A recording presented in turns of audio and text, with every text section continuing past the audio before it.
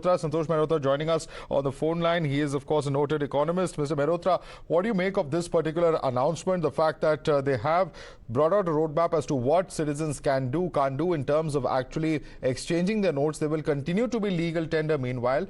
That's the information coming in from the RBI. Up to 20,000 rupees that can be exchanged for currency of different denominations. Money also the option being given of it being deposited in bank accounts is the information that we have. The RBI withdrawing the 2,000 rupee currency notes, though, is something that many had speculated. It's now happening. Yeah, exactly right. That we had anticipated that this is going to happen. I have never understood why, after the end of demonetization, it was introduced at all, because it was the exact opposite of what the logic was behind demonetization. The logic of demonetization was supposedly to bring down black money, but the larger the denomination, the more the potential for it being used for black money transactions. Be that as it may, this was needed, and in any case it was sort of going out of circulation. And I just hope that people don't suffer the same kind of difficulties in getting their money back as we had all suffered, and the entire population had suffered, and the whole economy had suffered at the time of demonetization. Right. Right. Please stay with us, Mr. Mehrotra. We also have Mr.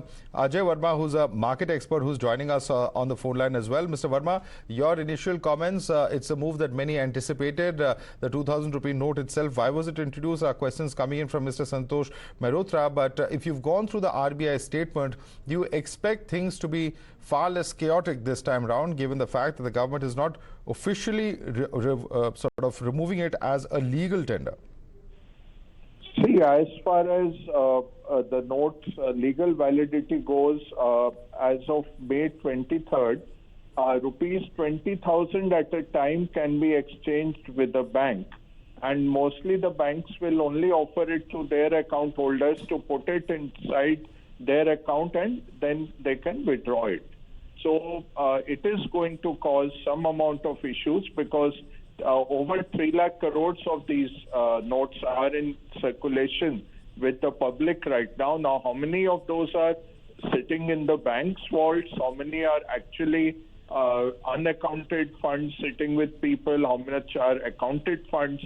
That all we'll have to see. But it will be a disruption. We can't say it is not a disruption. It's 10% of your currency in circulation that is gone out. We might call it legal tender, but nobody will accept it as of, whatever people can use this evening before the wider merchant base comes to know is all you can do. And then from 23rd, you'll have to stand in your bank and exchange it 20,000 rupees at a time.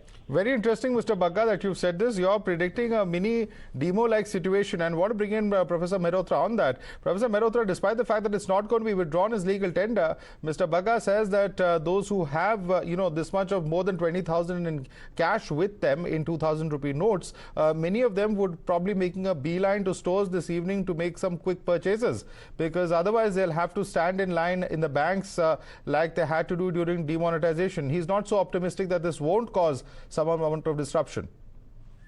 No, I agree with him that it will cause disruption, inevitably. I mean, the government does think seriously when it introduces measures like this. I mean, where was the logic introducing a 2,000 rupee note, which was of a size? All right, I think we've lost that line there with Mr. Mehrotra. We'll get right back to him. But Mr. Bagga, if you can hear me, one of the things that you very importantly mentioned was unaccounted cash. Now, we understand that one of the categories where this unaccounted cash tends to flow most in India happens to be the real estate sector. Will we be looking at some kind of disruption? All right, I think we've lost that line there with Ajay Bagga. Many questions for experts, actually. We'll try and line up a lot more experts in just a few moments. But let me take this question back to Siddharth. Siddharth, a lot of questions there. The experts who just joined us were not so sure that this is going to be as smooth as perhaps predicted. They say that we can expect disruptions. Quickly take us through that statement and the highlights in it. Absolutely, Madhav. So this has been issued by the RBI just a short while back, announcing the decision to withdraw the 2,000 rupee notes in circulation. And why does it actually do this? And that's explained in the very first paragraph, where it says that the objective of introducing 2,000 rupee banknotes was met once banknotes in other denominations became available in adequate quantities.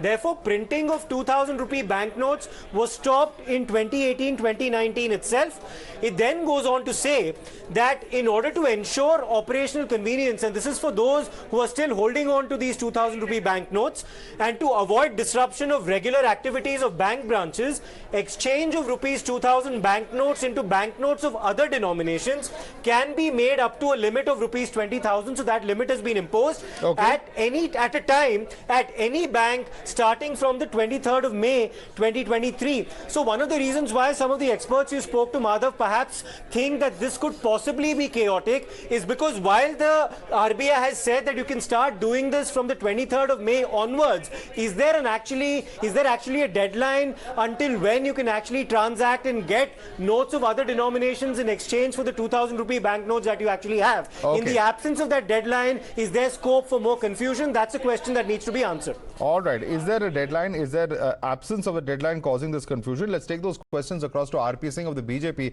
Mr. RP Singh, some experts were just joining us saying that it is a disruption, and it's a disruption that could cause some amount of chaos, they believe, particularly for those who may have unaccounted cash with them.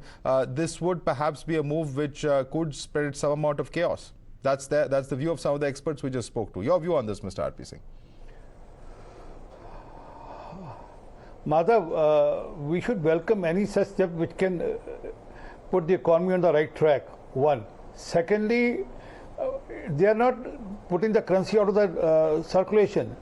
It's that they have withdrawn the currency, and then it will, people who still have the currency can still use it, and ultimately it has to be deposited to the bank and an exchange from the bank. So it's another mean to curb the black money. There's no harm in it. I mean, we should all welcome any such step which curb the black money in the country, because all political parties, all economists, everyone keeps talking about the black money.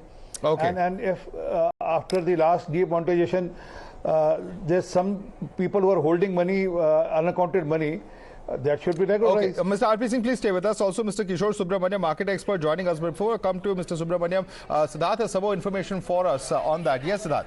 Yes, Madhav, just as a point of clarification, and just to correct myself about what I said earlier about the absence of a deadline, there is in fact a deadline that has been issued by the RBI, so you can start exchanging these notes starting from the 23rd of May. And I'll just read out the operative para here: to complete the exercise in a time-bound manner and to provide adequate time for members of the public, all banks shall provide deposit and or exchange facility for 2,000 rupee banknotes until the 30th of September 2023. Separate guidelines have been issued to the banks in this regard. So the process, of course, begins on the 23rd of May, where you can start exchanging 2,000 rupee banknotes for notes of other denominations. That process will continue at least for another 5 months until the end of September this year, Madhav. That's the deadline. All right, very, very important. So a period of about 3.5 months, we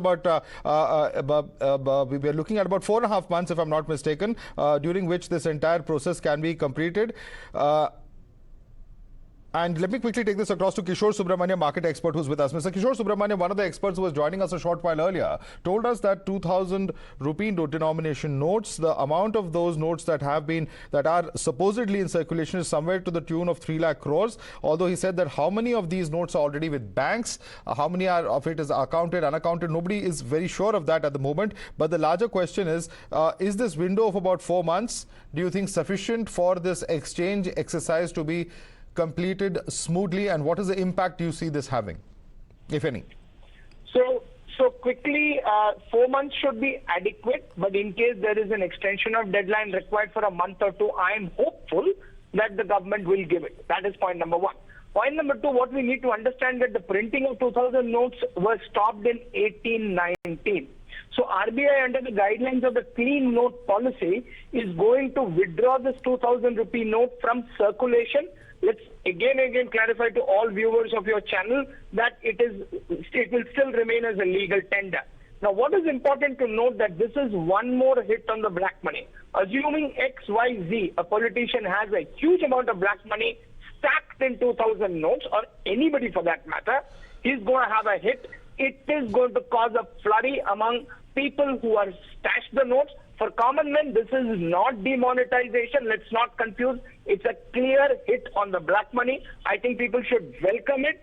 This was anticipated by many people who were smart on the street, at least 2-3 years back. All right.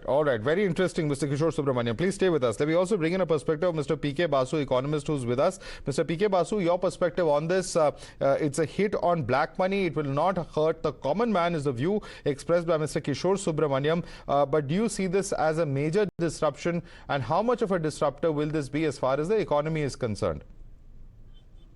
It won't be much of a disruption because, as the RBI circular says very clearly, only 10.8% of notes in circulation comprise 2,000 rupee notes.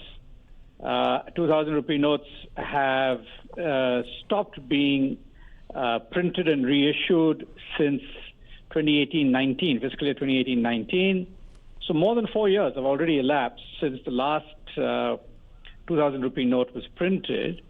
And the RBI basically states that typical life of a currency note is about 4 to 5 years. And therefore, it should not be too disruptive. It will only really be disruptive for those who hold large amounts of 2,000 rupee notes in illicit accounts or, in their personal vaults at home, etc., which, this again, is a clear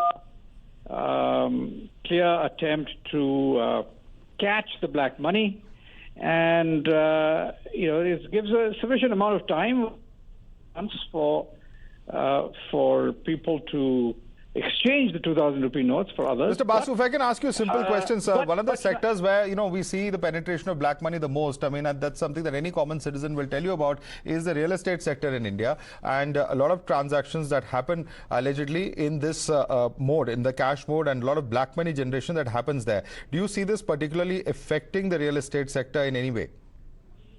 Well, I think even the previous round of demonetization clearly had a negative impact on the real estate sector. And I think that since then, since 2016, there's been a substantial reduction in, we cannot say with absolute certainty, but there appears to be a substantial reduction in the use of cash in real estate transactions.